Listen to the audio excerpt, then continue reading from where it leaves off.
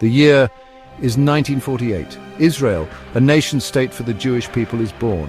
But this birth is not a joyous occasion for all. As Israel celebrates, hundreds of thousands of Palestinians are displaced from their homes. This mass exodus, known as the Nakba, or catastrophe in Arabic, becomes a deeply ingrained wound in the Palestinian psyche. Where did these people go, you ask? Not on a jolly holiday, I assure you. They were scattered to the winds, seeking refuge in neighboring countries like Jordan, Lebanon, and Syria. They ended up in overcrowded refugee camps, their lives turned upside down.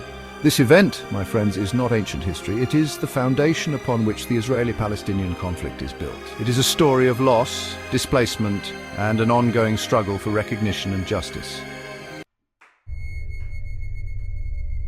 The United States has been a steadfast ally of Israel since its inception. Money, weapons, you name it, the US has been there, checkbook in hand, ready to support its ally. This unwavering support, however, has drawn criticism, particularly in light of Israel's treatment of Palestinians. Some argue that the US is turning a blind eye to human rights violations. Others say that US support for Israel is a key obstacle to peace in the region. It's a complicated relationship, like a couple that posts sickeningly sweet photos on Instagram while their apartment is actually a disaster zone. Fast forward to 2025.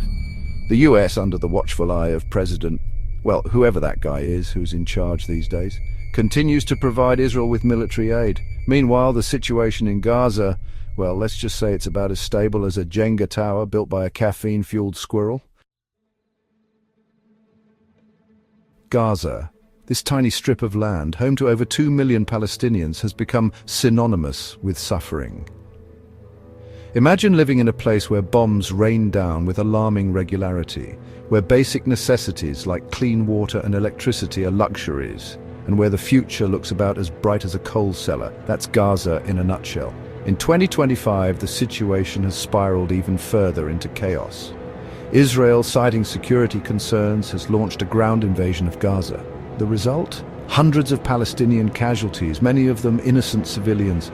International condemnation is swift, but it's mostly just strongly worded letters and stern expressions. Meanwhile, the people of Gaza are left to pick up the pieces, their lives shattered once again. Now, whenever anyone dares to criticize Israel's actions, they're often slapped with the label of antisemitism. It's a tactic as old as time itself: silence dissent by equating criticism with hatred. But here's the thing. Criticizing a government's policies is not the same as hating an entire group of people. It's entirely possible to condemn Israel's actions without harboring any ill will towards Jewish people. In fact, many people who criticize Israel have Jewish friends, family, and colleagues.